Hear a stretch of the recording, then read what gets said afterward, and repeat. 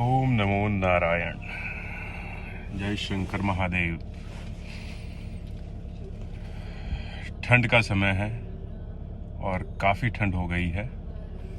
तो आज सुबह सुबह जब उठा तो एक बहन का, एक सिस्टर का, मामा की बेटी है मेरी, उनका मैंने स्टेटस देखा कि वो कह रही हैं कि हम किसी का अच्छा करते हैं और वो फिर जैसे फॉर ग्रांटेड वो ले लेते हैं आदमी।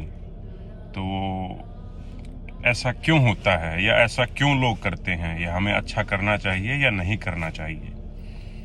तो उसको लेके मुझे एक छोटी सी, उसको समझाने की कोशिश में एक छोटी सी कहानी के द्वारा कोशिश करूंगा। एक बार क्या होता है कि एक साधु महात्मा संत बैठे होते हैं भिक्षा पात्र लेके अपना रोड के ऊपर, और वहां से एक सज्जन गुजरते हैं और वो देखते हैं कि ये सज्जन कैसे बैठ के, उनके हाथ पैर ठीक थे, शरीर से हष्ट पुष्ट थे। तो उनके पास जाते हैं और वो साधु महात्मा को बोलते हैं कि आपको शर्म नहीं आती क्या? आपके हाथ पैर ठीक हैं, आप काम करने में सक्षम हैं, ऐसे भिक्षा क्यों मांग रहे हैं आपको ऐसा क्या दुख आन पड़ा कि आपने सब कुछ छोड़ छाड़ के, अपना घर बार सब कुछ छोड़ छाड़ के, अपने माता पिता को आपने ऐसा संन्यास धारण कर लिया? तो वो साधु महात्मा कहते हैं कि मैं तुमको एक छोटा सा एक प्रैक्टिकल एक वो दूंगा काम कार्य करने का, उसके बाद मैं तुमको बताऊंगा कि मैंने अपना सब कुछ क्यों छोड़ दिया। तो वो साधु महात्मा उस सज्जन को बोलते हैं कि तुम्हारी मृत्यु 1 हफ्ते में होने वाली है। और तो वो ये बात सुन के वो जो सज्जन होता है वो घबरा जाता है। कोई भी घबरा जाएगा, किसी को कहेंगे आपकी मृत्यु 1 हफ्ते में होने वाली है। तो वो सज्जन कहता है कि महात्मा ये आप क्या कह रहे हैं, इसको टालने का कोई उपाय है क्या?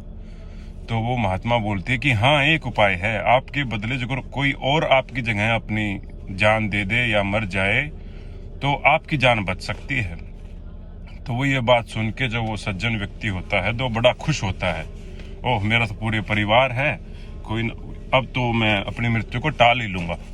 तो वो ये बात सुन के अपने घर चला जाता है और सबको अपना इकट्ठा कर लेता है, अपनी पत्नी को, अपने दोनों लड़कों को, एक बेटी को, और जो दूसरे बेटी होती है उनको उनके कॉल करके या उनको अपने घर बुलवा लेता है। तो वो सारा परिवार इकट्ठा हो जाता है। तो वो फिर उनको सबको बिठा के बोलता है कि मुझे ऐसे ऐसे एक साधु महात्मा मिले, और तो वो बोले कि तुम्हारी मृत्यु 1 हफ्ते में होने वाली है और तुम्हारे बदले और कोई अपनी जान दे दे तो तुम्हारी मृत्यु बच सकती है। तो अब तुम में से कौन मेरे से सबसे अधिक प्यार करता है? तो वो सबसे पहले देखता है कि अपने बेटे की तरफ। उसका एक बेटा, जो बड़ा बेटा होता है, तो वो बोलता है कि पिताजी, जो अगर मैं अपनी जान दे दूंगा तो आपके कार्यभारों को कौन संभालेगा, बिजनेस को, काम धंधे को कौन संभालेगा? आप तो वैसे भी कुछ साल में मर ही जाएंगे। तो वो ये बात सुन के बड़ा हैरान होता है कि मेरा खुद का बेटा, जिसे मैंने पूरा बचपन से पाला पोसा, वो ये बात मुझसे कह रहा है। तो फिर वो छोटे बेटे की तरफ देखता है। छोटा बेटा बोलता है कि पिताजी, अभी तो मैंने देखा ही क्या है, अभी तो मेरी उम्र ही 20-22 साल हुई है, अभी तो मुझे अपना पढ़ना है, नौकरी करनी है, शादी करनी है, आपका नाम, आपका वंश आगे बढ़ाना है, तो मैं तो ये कार्य नहीं कर पाऊंगा। तो वो पिताजी फिर निराश हो जाते हैं, और जो सज्जन व्यक्ति होते हैं फिर वो देखते हैं अपनी बेटी की तरफ कि बेटी, तुम तो मुझसे प्यार करती हो, तुम तो मेरे लिए अपनी जान दे सकती हो। तो वो बेटी का भी ऐसा ही जवाब होता है, नकारात्मक जवाब होता है। वो बोलती है, पिताजी अभी तो अपना मेरे बच्चे के एग्जाम आने वाले हैं, उसकी तैयारी करवानी है, मैं ही चली जाऊंगी तो मेरे बच्चों को क्या होगा, पूरे परिवार को क्या होगा, पूरा परिवार अस्त व्यस्त हो जाएगा, खराब हो जाएगा, तो ये कार्य मैं नहीं कर पाऊंगी पिताजी। और वो ये कह के वहां से अपने पति को और अपने बच्चों को लेकर चली जाती है। तो आखिरी में बचती है उसकी बीवी, खुद की पत्नी, जिसे वो उसने सबसे ज्यादा समय अपनी बीवी के साथ गुजारा। तो वो इस बात को लेकर बड़ा संतुष्ट सा होता है कि चलो सबने मना कर दिया, बीवी तो हाँ करेगी। तो जैसे ही बीवी की तरफ देखता है तो बीवी का भी वही जवाब आना था जो सबका आता है या सबका आएगा, कोई किसी से आस लगाए बैठे हैं तो वो बोलती है, ये क्या कह रहे हैं आप, मैं कैसे दे सकती हूँ, इन बच्चों को कौन संभालेगा, माँ तो माँ होती है, माँ का प्रेम अलग होता है, तो बच्चों को मेरी ज़रूरत पड़ेगी तो मैं ये कार्य नहीं कर सकती।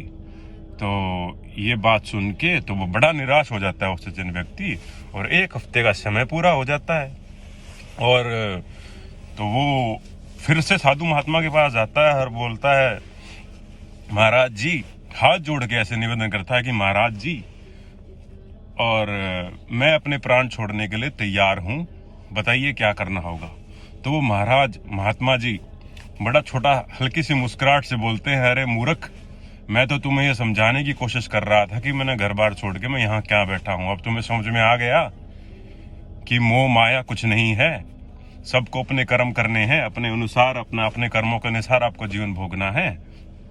तो वो सज्जन व्यक्ति वो भी अपना तभी के तभी संन्यास धारण कर लेता है और महात्मा के साथ में उनका चेला बन के उनकी सेवा करने लग जाता है। तो ये कहानी का सार ये है कि आप जितना भी इन चीज़ों से बचेंगे, जितनी जल्दी इन चीज़ों को समझ जाएंगे, मैं ये नहीं कह रहा कि अपने परिवार को छोड़ दो, अपने बच्चों को छोड़ दो, लेकिन आप अपने बच्चों को ऐसी परवरिश दें कि उन्हें समझाएं कि आपका जीवन आपका है, मेरा मेरा है, किसी के ऊपर आप अपनी चीज़ थोपें ना, अपने बच्चों को ये ना समझ लें कि ये मेरा ही है, नहीं, वो आपका नहीं है, वो तो आप तो एक जरिया हो उसको यहाँ लाने के लिए, वरना कोई किसी का नहीं है। और ये बड़ा छोटा सा है और एक बड़ी छोटी सी बात है, और इसको समझना नहीं चाहते लोग, क्योंकि लोगों ने अपने जीवन को इतना अस्त व्यस्त कर लिया है और भारी चीज़ों में, तो उन्हें समय नहीं मिलता ये सब देखने का। तो आशा करता हूँ कि ये छोटी सी कहानी के माध्यम से मैं कुछ समझा पाया हूँगा। तो फिर मिलते हैं। ओम नमो नारायण।